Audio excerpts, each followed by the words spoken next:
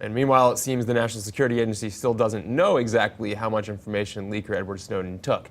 While officials had previously said they knew the extent of what Snowden acquired, an NBC News report yesterday revealed that they are, quote, overwhelmed by the task of determining everything Snowden took.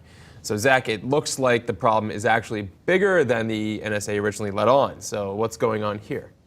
Well, I mean, I think this sort of helps explain the Obama administration's, I think, kind of borderline paranoid response to the Snowden leaks. There's been this double dance we've seen from the administration throughout. That on the one hand, there's nothing to see here. Of course, we know that the NSA and the Obama administration are keeping people safe. And on the other hand, they've been really, really going after Edward Snowden like he's a really, really important international criminal, maybe a spy. I mean, they're trying to prosecute him under the Espionage Act. This stuff is totally over the top, given that they are claiming that the stuff that's actually been leaked is not problematic. I think the administration is really worried that there's stuff out there that's much, much more damaging or compromising to the American position on a lot of other issues. We don't know what that is because, of course, there hasn't been anything that's been leaked that has actually compromised any direct, the direct safety of any American agents or anything abroad. What we have seen is intelligence information suggesting that James Clapper, the director of national intelligence, lied to Congress about whether or not these intelligence gathering activities were in fact taking place, which has been embarrassing for the Obama administration, but certainly wouldn't justify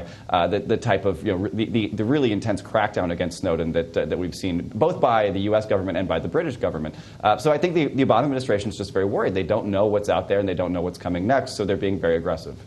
And if and when the NSA or the Obama administration discovers the full extent of what Snowden took, what do you think will be their next move?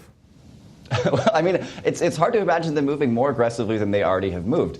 They withdrew Snowden's passport while he was mid-flight on his way to Latin America, which stranded him in Russia with Vladimir Putin's regime. That doesn't seem like a particularly thoughtful move, or didn't seem like a particularly thoughtful move at the time, because then, of course, he's stranded with Putin. But at the same time, it seemed like they were really pulling out all the stops to try and go after him, to pin him down wherever they possibly could, because if he continued moving around, they were afraid there would be more stuff that would leak out. I mean, The Guardian's been pretty explicit saying they've got a lot more stuff, and Glenn Greenwald's been pretty explicit saying there are going to be more stories, and the U.S. government is not going to like them. So, I can't really imagine a more aggressive crackdown than what the Obama administration has already deployed. But at the same time, who knows what's next? I would never have imagined that the British government would be smashing computers at a newspaper's headquarters over the Snowden stuff. So, I mean, I guess it can always get worse.